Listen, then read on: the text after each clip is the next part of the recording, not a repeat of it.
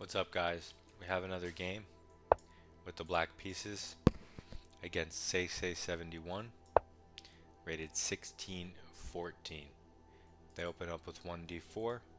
We develop our knight towards the center. He opens with the Queen's Gambit pawns, d4 and c4. We're going to immediately strike the center with a flank pawn, c5, giving white a little extra space. White decides to push past, very principled move, gain space in the center, try to cramp us. We're going to immediately play b5, Benko Gambit style, attack the pawn from the side. White develops a knight. What does this threaten? It threatens our pawn, but our pawn was already hanging. We were offering it for free. The downside is I can take his pawn or push. Both look pretty good for me. I mean, if I attack this knight and it has to go back, I could just take it though. I'm just going to take the pawn and open things up. Keep it simple. Usually they take you, but this is weird. I don't even know. So he goes e4, which is supported by the knight, and threatens to take his pawn back and even overtake the center, possibly. So e5 is a move for him. So what do we want to do? That's the more important question.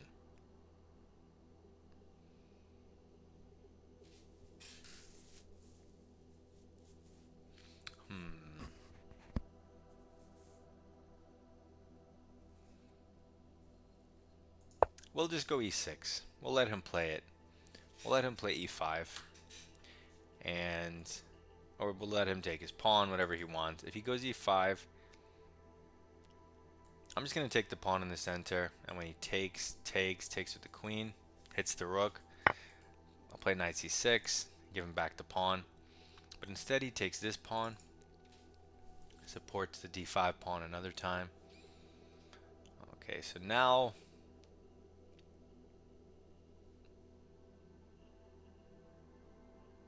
if we take, and let's say he takes with the pawn, presumably, then I guess we go d6, closing everything. Otherwise, push is interesting. If he pushes past, you go queen b6.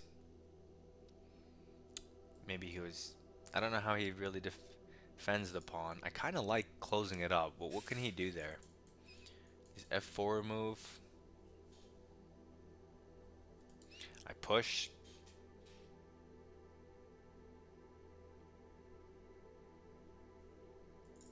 Now that all looks really funky. So let's just take.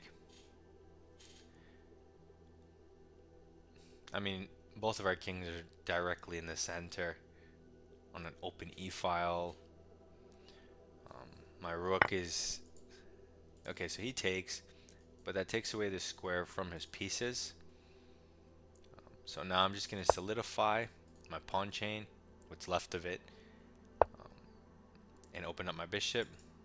Now material's even. White goes h3. It stops my bishop from pinning his knight. Downside is it's a pawn move, so it lets me catch up in development nicely. That's good. Here. I'm going to fianchetto so that when I develop my dark square bishop, it's pretty active. On e7, not so active. The good thing about e7 is it defends this weak pawn from stuff like knight b5s, but I'm going to kick the pawn and a bishop here. Okay, that will be annoying, but I mean, he'll have to attack it with more than one thing, so.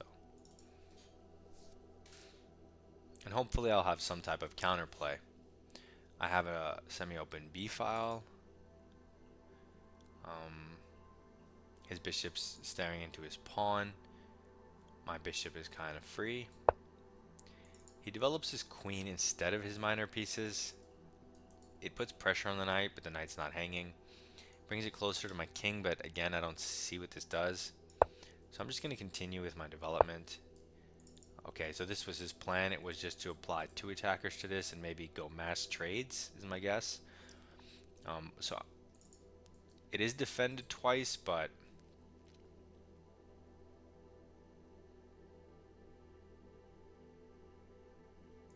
I'm going to protect it a 3rd time with my knight and also give this possibility. So he develops his knight to this only available square. But maybe now, like I said, I have this possibility. Okay. Well, that game's over. I guess once I go here,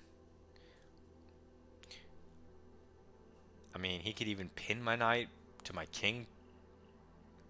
Okay, resigning was a bit dramatic, but I'm not going to stop the guy. Thank you for the free elo. That was pretty emotional. Now we get the white pieces against V9LX, rated 1610. He's coming at us with the Caro Kann. As always, we play the advance. He plays the main line with the bishop to f5. We go h4. He creates a little cubby hole so that I can't trap the bishop. That makes sense. I'm still gonna go g4 anyway to gain space with tempo.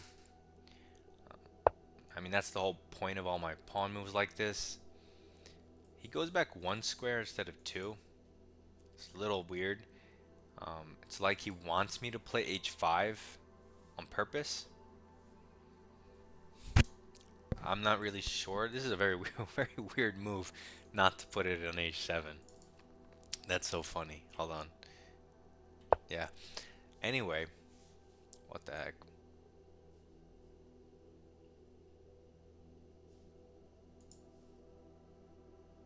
Hold on 1 second. My brain is processing. Computing. Boom. Boom. Okay, so I'm gonna just kick him, which apparently he wants me to do. So he's either gonna go back or try to... Okay, so he goes back. The drawback of going back on this diagonal, and the whole point of my operation here, is that if he goes back on this diagonal, he's no longer on this diagonal. Why does that matter?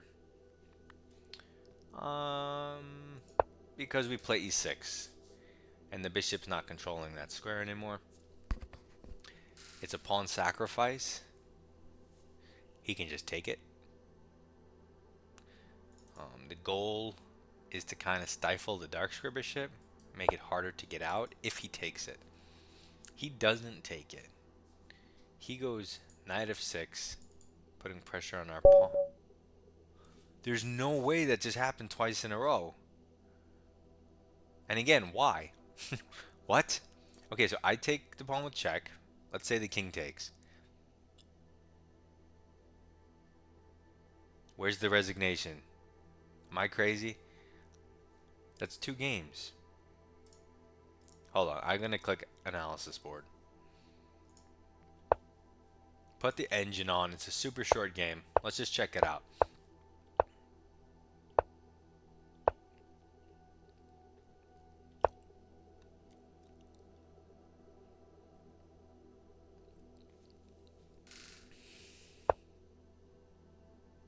Okay, so he goes back. We play h5. Oh yeah, f4 is interesting. It says h5 is the best move. f4 is an interesting move though. Specifically because he put it here, which they normally don't do. They will retreat to h7. So because he put it here, f4 is another option. But still h5 is already there. You know, so you might as well play it, which I did. Okay, they want him to provoke f3, which makes sense. It's normal. But he goes back immediately. And now you're supposed to play e6, which I did. He's supposed to take, okay, which I thought he was going to do. But after knight f6, why'd he resign? Okay, plus 1.3, but even if he takes, I'm up that same thing. I take, he takes, and like I don't even have a forcing follow-up. I just have to develop. Bring the knight out. No, and sack the pawn. See, that's not even natural. Yeah, it's not even natural.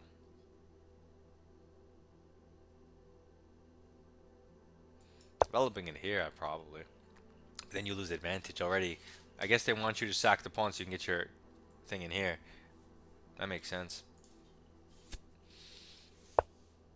So anyway, that didn't happen. He just resigned for no reason. And it says e6 is the best here after bishop h7, but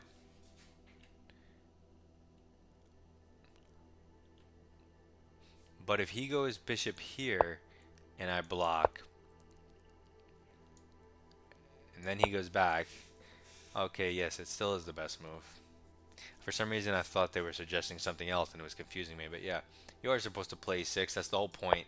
And then when they take, I had someone do this against me once and I wasn't aware of it, and I was playing black and I figured out the best response. It was if I did take the pawn, he played something like bishop d3 and I played like queen d6. I might have traded for, I think maybe I traded, he took, I played like queen d6, he gave me this check, and then I just, no wait, I went to the dark square probably. Yeah, I went here and like I solidified. I ended up getting a stronger center because of these pawns and actually winning. So yeah, I'm not even sure of the correct follow-up from white. I just know that e6 is a banger. And if they've never seen it before, it's kind of hard to figure out, especially in a 10-minute game. So, you know what? I'm not going to play a third. This is going to be a short video because they decided to resign. We're going to take those, though. So we win 2 easy games because these guys have emotional damage. And submit your rapid games. Good luck in your climb.